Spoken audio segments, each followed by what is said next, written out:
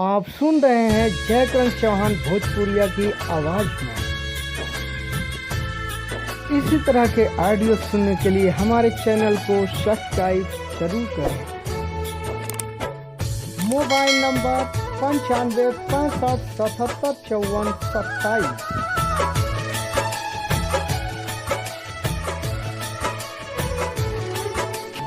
केहू दुनिया में नहीं थे तोहरा सिवा हो, तोहरा सिवा प्यार में नहीं थी गोरी।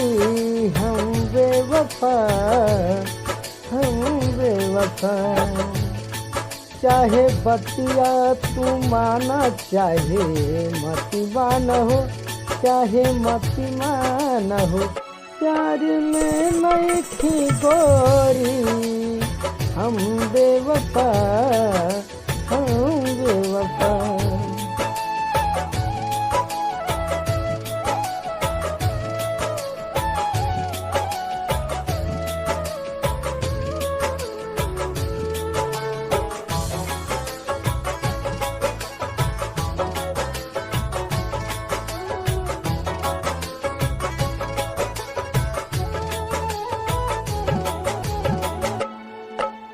जब से तोहरा से अखिया मिलौले हई, दिल के धड़कन में तोह के बसवले हई।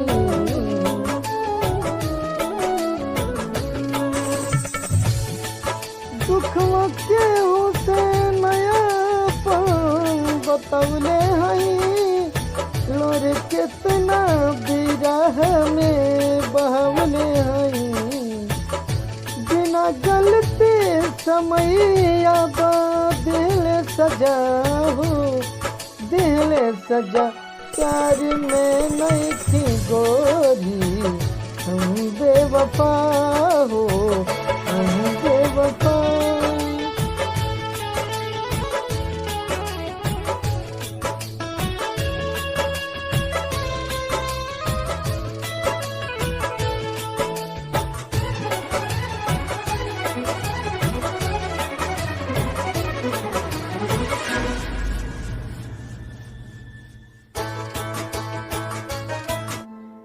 न पाए बगैर साथ छूट जाई हो, तो से नहीं आके बंधन जे छूट जाई हो।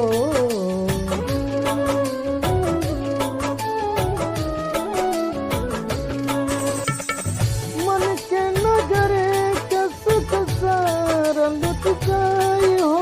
साथ पाई बुना तो किस्मत फूट जाई हो। जान तू जान ला, जान तोहरे में बा हो, तोहरे में बा। प्यार में नहीं थी गोरी। हम बेवफा हो, हम बेवफा। चाहे बतिया तू माना, चाहे मती मान हो, चाहे मती मान हो, प्यार में